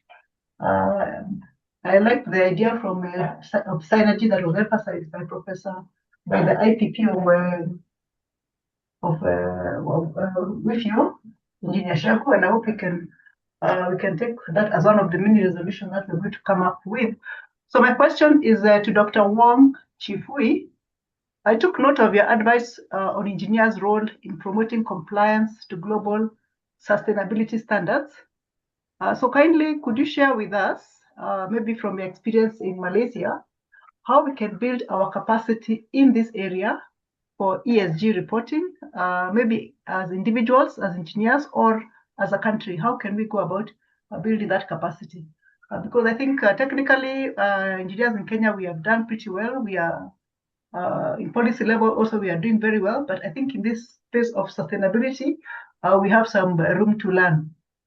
So that's my first question. And my second question is, I think I'll leave it open. I'm not sure who can answer that one, but my question was, When I was the first vice president at IEK, one of the interesting experiences we had was that in Jordan, they told us that they were involved in approval of drawings of in development approvals as a professional association. And I found that to be very interesting, such that there's no development that would take place without an approval from that professional association. And so I wanted to perhaps see, is that a strategy we can consider, or is it too far-fetched, or is it a good thing for us to think about? So those are the two questions that I had for this webinar. Thank you so much. Back to the moderator. Yeah. Okay. So I think basically for ESG sustainable reporting, basically you see in Malaysia, actually we have started with the policy of ESG sustainable framework, and we actually do it in two phases. Where the first phase, we actually encourage the corporation organizations to start doing it first. That means just start to do basic reporting, and then you continue to improve on your sustainable reporting. So how are we going to do it? Because a lot of people say we don't know how to do the sustainable reporting. There are too many global standards available and it's too difficult to do. So in Malaysia, you can see in the slide that I shared, actually, we actually have started with, Malaysia started with a simplified ESG sustainable disclosure guide. So which means the simplified guide highlight only 15 items that you need to disclose for your sustainable reporting. So the guide that we developed in Malaysia have been adopted by ASEAN, and ASEAN has now adopted it and come up with an ASEAN Simplified Disclosure Guide. This guide is actually much simpler than the international guideline of ISB or FRS because it only have 11 items that is common to most of the organization, and this item most company can actually disclose all these items. For example, what example of this item is for governance? You are supposed to disclose things like anti-bribery and anti-corruptions, your board, your regulatory policy, your and then whether you and labor service, whether you have diversity in terms of your labor, whether you are adopting good safety and health, whether you are providing good labor practice for your employee management. And then we also, and for the environment, definitely we are looking at reporting for emissions, energy management, waste management, and water management. So we include scope 1, scope 2, and scope 3. So that is where basically you can maybe look into the simplified guide on this ASEAN Simplified Guide on Sustainable thing, because it's very simplified. It's only focused on 15 items to report. Then maybe it can be developed as a simplified guide for African country or South American country, so that you can start with some simple reporting first. Eventually, you go into the full compliance. So that's where we actually have a simplified guide to guide the corporation who have not adopted yet to start doing some reporting. Then only we slowly migrate to full compliance. Maybe what I can do is I can share the ASEAN Simplified Guide with Mr. Nathaniel, and then maybe he can share with the participant, because this is a publicly available document in the ASEAN website. So maybe from the ASEAN guideline, you can develop into African guideline or South African guideline. This guideline is much simpler compared to those European guideline, which is very a bit confusing. Okay, I hope that answers your first questions. In your second questions, you're asking about the compliance and approval. How do we expedite compliance and approval? Malaysia, we actually have tried using building information modeling. So last year, our government have compulsory that any project more than 10 million will need to use building information modeling technology, where these technologies put all the stakeholders, whether you are engineers, town planner, architect, QS, SM, and mechanical, electrical engineers, you will be developing everything using the same common data environment, using the building information modeling platform. So, in Malaysia, we have also adopted this for the final approvals of the building plan, where we actually started on a trial basis for the local council government, that when you submit for approval, previously we submit using hard copy. Now with building information modeling, the government allowed you to upload your design model into the from BIM into the government website, and they are built-in automatic checker to check for the compliance of your design. And the government actually promised that if it is uploaded in a soft copy in a building information modeling BIM format, they are able to process and give approval within 48 hours, compared to previously where it takes a few weeks to get the approvals from the government. By adopting new technologies such as building information modeling technologies, approval can be expedited because the checking process can be automated. I hope I answered both your questions. Yes, thank you very much. That's a very insightful knowledge shared. I really appreciate. Thank you very much, Engineer Grace, for that question. It's enlightening, and thank you very much, Dr. Wong, going a long way to that the question is answered. Just want to join and allow you to say something.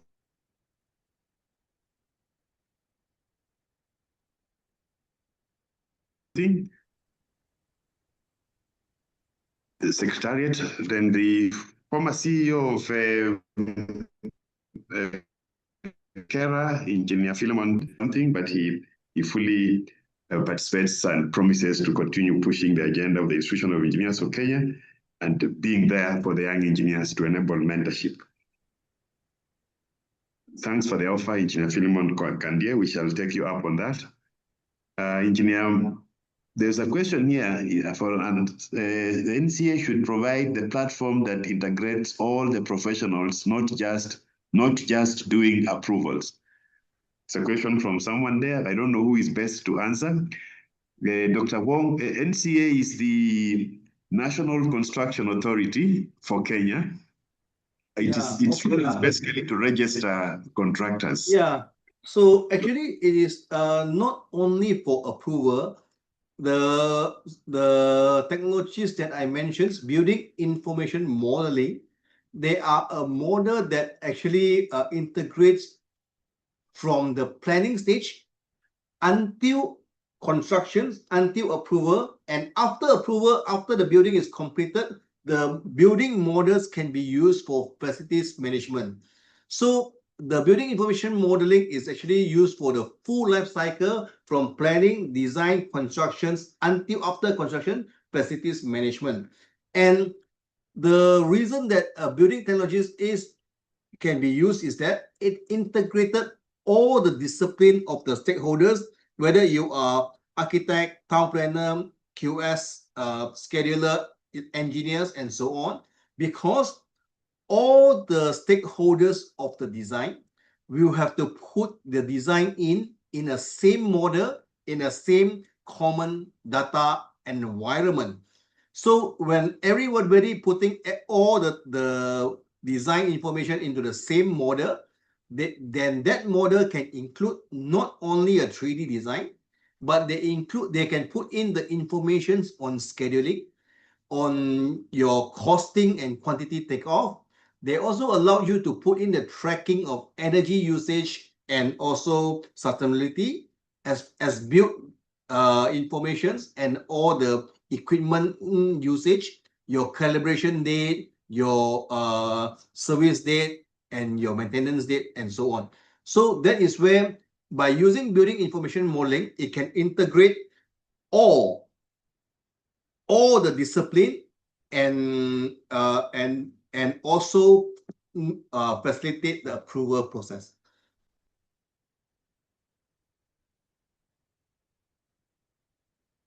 I hope I answer your questions.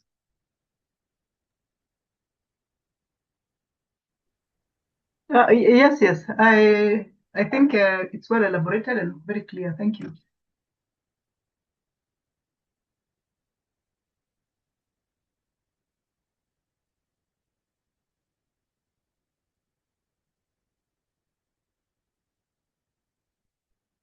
So Dr. Wong, thank you very much for that response. I'm not seeing any other questions. So can I invite the secretary for the IK Caretaker Committee? Someone might wonder why we are talking about the IK Caretaker Committee. For those who probably know that this year, the Institution of Engineers of Kenya got into a small challenge having elections. So members, the term of the council ended, and members decided to put in place a caretaker committee to manage the affairs of the institution until the elections are held. So that's why we have a IK caretaker committee. The secretary for this committee is Engineer Muguru Wairimu. The organizer, can you unmute Engineer Muguru Wairimu to give the vote of thanks? And Moderator, just if I may just interject. Sorry, I don't know that at your end, I am seeing two other comments from participants. One from James Karuri and another one from John Gitao.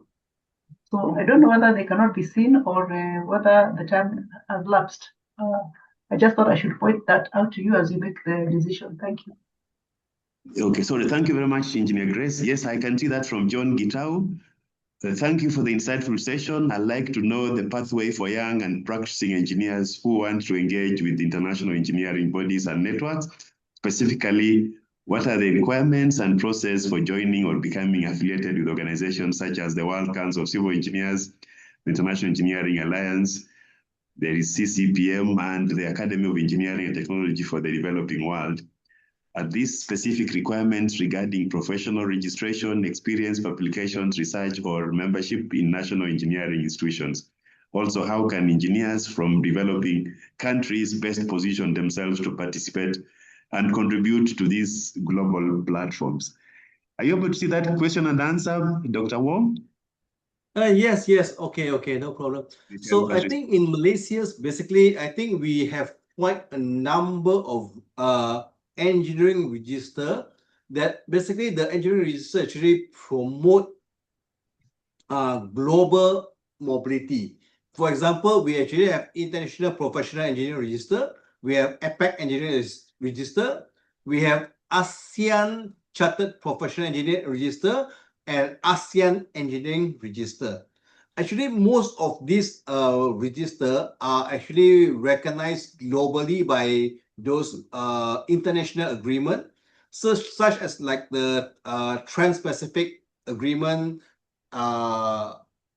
even the Regional Chartered Agreement. So in a lot of international bilateral agreement, they actually recognize this professional engineering registration. So actually, Engineer Chu actually just informed me that actually they are actually hoping that maybe African can actually have an African engineering register. So how do the register work is that, in a sense that they do have a specific criteria for them to benchmark, because all the country does not have the same requirement for your educations or your engineering experience. But what the engineering register looking is actually at substantial equivalent, whether your education and your experience are substantial equivalent with other country.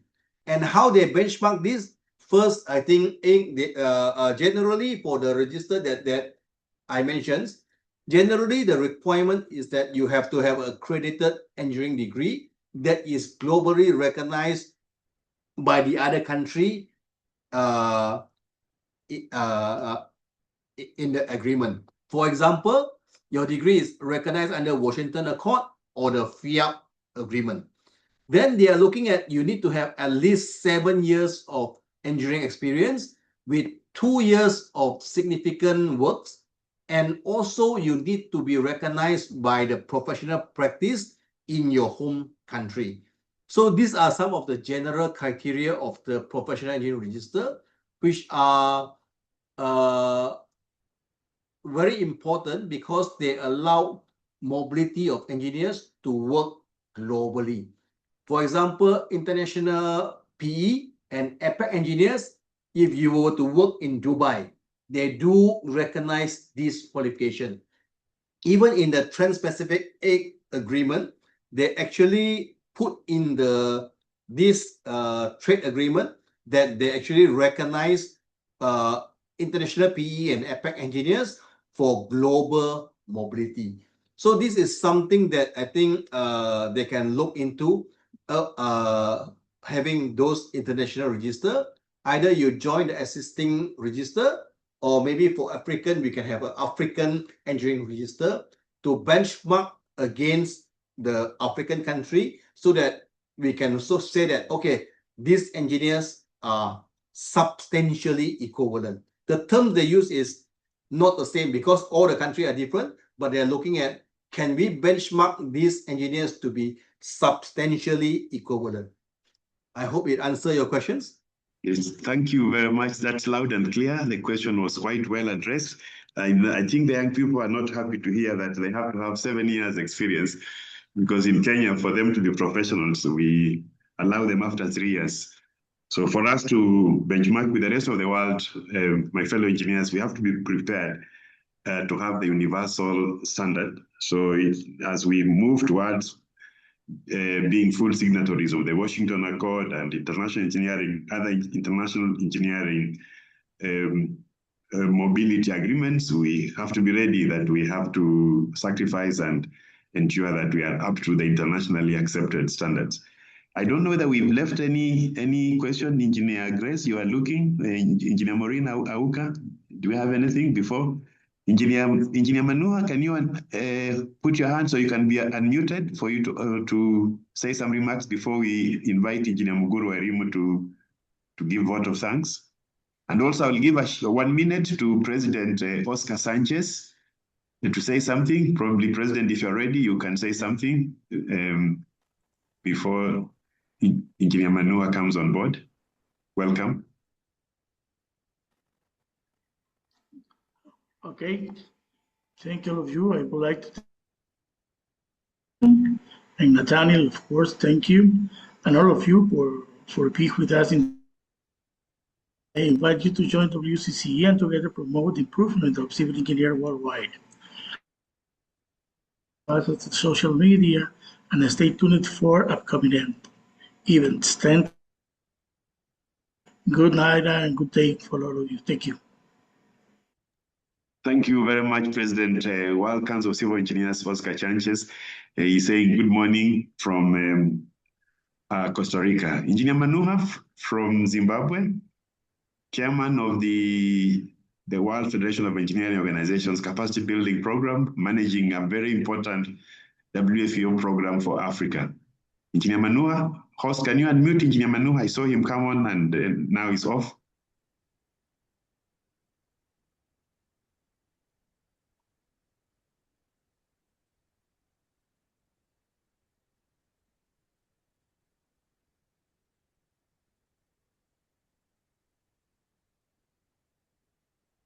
As Engineer Manua probably prepares to join, can I invite Muguru Wairimu to give a vote of thanks?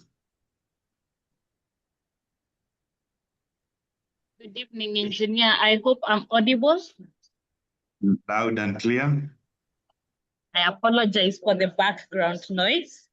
So I am Engineer Muguru Wairimu, the current Secretary of the IEK Caretaker Committee and the Chairperson of the AAK Engineers Chapter. So the first thing is, as we give the vote of thanks, I would want to first appreciate the World Council of Civil Engineers for putting together this webinar. When the event South Sea triggered some events which has led to some people being prosecuted, and I think Engineer Matalanga, the president-elect, felt that we need to have a webinar that informs us or that sheds light on what roles do the various professionals play in the construction sector. So thank you so much, the World Council of Civil Engineers, for putting together this webinar. The president, Engineer Oscar Sánchez, and the president-elect, Engineer Nathaniel Matalanga, who was also our moderator. We really appreciate what you've done and working with everyone else, including our local institution, IEK, to make sure that this webinar is a success. I would also want to thank all the leadership. This webinar was able to bring together what I would call global leaders in civil engineering. We have leaders in different continents. When it comes to Africa, we have the past presidents or past president, we have the current president. So we have, like, if I look at, we have from various areas, including the speaker, Dr. Wong from the Malaysian side, which is in the Asian continent. We have the engineers there. We have Engineer Mustafa Shehu and Engineer James Riungu, who have also led engineering associations at the African continent level, to our local level, where we have our past chair of the engineers board, Engineer Mwongera, our current chair of the IEK caretaker committee, Engineer Hilary Nyanga. We even have our acting registrar. So this was a forum that brought together everyone. And also, I would also like to acknowledge the fact that we also got Mr. Mairura to represent the planning profession.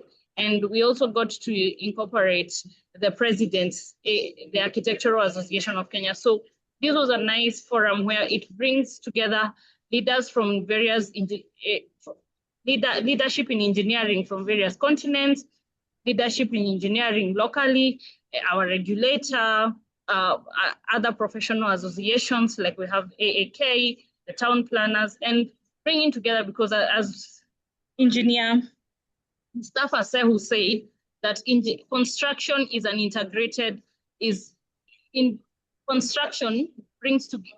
integrated profession, so that it brings together, it integrates inputs from various professionals, so that we can, and all these professionals work towards the same product. So thanks a lot for all the leadership who are involved. And also, I would also want to thank our speakers, Dr. Wong, Chee, and again, Mr. Mairura, for the insightful presentations that you've made. And furthermore, in addition to that, how you've responded to the various questions asked, that shed a lot of light, not only what happens locally, that was well highlighted by Mr. Mairura, but also what happens elsewhere. I think Dr. Wong really covered that. So again, we really appreciate all of you. So this was a very insightful forum.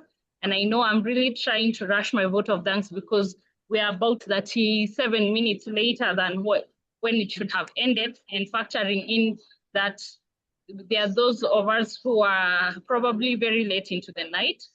But all in all, World Council of Civil Engineers, thank you for this platform. We look forward to having more such conversations.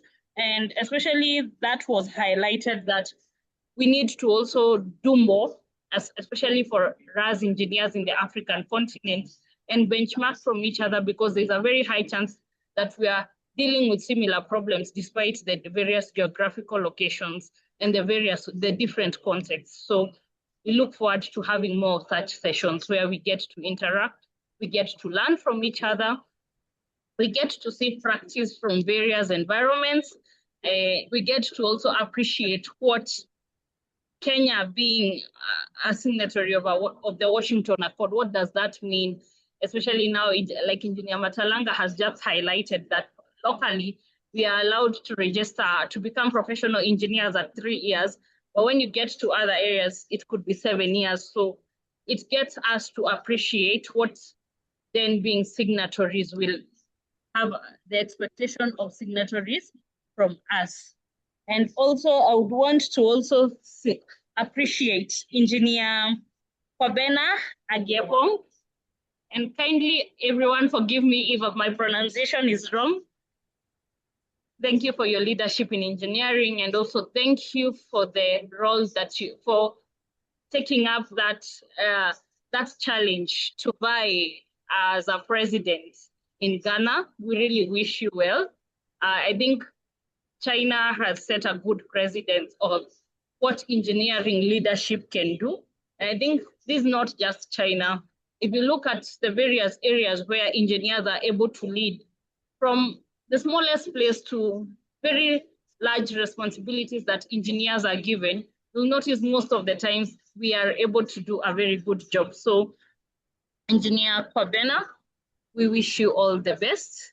And I hope for the Kenyan fraternity is learning from that next year we are going to see more engineers volunteer themselves in politics, because then it gives us a chance to lead policy. It gives us a chance to be well represented where decisions are being made. So thank you again, Engineer Maureen, for running, who is the CEO of IK, for running the Q&A session well. And thanks to all who have attended this session. It was advertised for a very short time, but we were able to get so many participants. Thank you for your active participation. Thank you for the questions that you asked, because then we were able to they gave the speakers a chance to give us a deeper perspective into their knowledge or into what they meant. So thank you all. And yes, this vote of thanks has been made riding on the protocols that had been established earlier. So I wish you all, for those within our timeline, a great evening. For those who are about to sleep, have a good night. And for those who are starting their day, have a lovely day ahead of you. Thank you. Back to you, Engineer Matalanga. Thank you very much, Engineer Muguru. I remove for the summarizing the event very well and giving the vote of thanks. But last but not the least, so that we don't leave this person unsatisfied, there's a question from Gibson Maina to Planner Mairura Omwenga. I think the biggest issue we have in transport planning is the coordination between the various government agencies. You find developments are approved by the county councils before traffic impact assessment has been carried out, which needs to be approved by the road agencies. How can we resolve this coordination issue? But before I invite Town Planner Mairura to come and answer that question, let me invite Engineer Dr. Martin Manuha just to say one word. The host, please unmute Engineer Manuha just to say one word before Planner summarizes the question. A very good day, a very good day to you all. I hope you can hear me. Loud and clear, Martin. No, thanks very much. And I want to congratulate the WCCE for this great effort in ensuring that we work as a construction value chain that involves all the professionals, and also to bring the rest of the world together in this important webinar. I just want to remind members here of a very important program that we are running at the World Federation of Engineering Organizations, WFIO, which is the Engineering Capacity Building in Africa program. And this program is based on infrastructure plus artificial intelligence. And I'm happy, Engineer Matalanga and your team, we launched it in Kenya through the EBK and IEK. And now we have moved to Uganda, we're going to Tanzania, and we would like more countries in Africa to partner us so that we can expand the program. It's growing very fast, and it's now part of the International Decade of Sustainable Science Development. So I would like to thank the WFEO, WCCE, and FAO and all the partners for this great gesture. So we really need to work with everybody. All hands needs to be on the deck so that we can implement accelerated infrastructure development for Africa through artificial intelligence. Thank you. Thank you very much, Dr. Manua. Last town planner, Mairura Omwenga, just 1 minute to answer Gibson Maina's question. Yes, I think that's right. Thank you for that question. I think that's indeed the reality we have on the ground. And it all starts with there being no clear consultation between the national and the county government. When that is clearly provided for in the constitution, that the two levels of government needs to work together very closely in consultation. Number two, I think that also the explanation to that is the fact that at the moment also there is a tug of war between the national government and county government as to the mandates of the two levels of government as far as the road sector is concerned. If you've seen, and I've seen this in several places here in the city of Nairobi, Kenya rural roads, projects being undertaken in the streets of Nairobi. So there is a tug of war as which roads belong to the national government, which roads belong to the county government. So I hope in due course these challenges will be sorted out, because it appears the transition is taking longer than we expected. Thank you. Thank you very much, Planner Mairura Omwenga. Members, it's my appreciation, all of you, for taking time to attend the webinar and staying focused, raising pertinent questions. All of us have had a very insightful session. We at World Council of Civil Engineers will ensure that we collect the views that we have discussed here, prepare a report and share with all the participants. So that I don't keep any of us waiting. A good morning, a good night from wherever you are, and a good afternoon. Happy evening, and thanks you for taking time to attend the World Council. President Chogbeng Kog, we shall have more of this. To answer your question, we shall have more of this. And now, even to our local institutions, our continental institutions, our national institutions that are on the table, you can see that you have ready and willing participants to enrich our international conferences that we organize, our conventions. These people are very much willing to enrich those discussions. So thank you each and every one of you who have taken time to attend, from President Sánchez to our two speakers, quite enriching. And also to the Secretariat of the World Council of Civil Engineers for being there for us. Thank you very much, and have a good evening, a good morning, and a good afternoon. I think we should stop there unless there is any pending issue. President Oscar Sánchez. Thank you.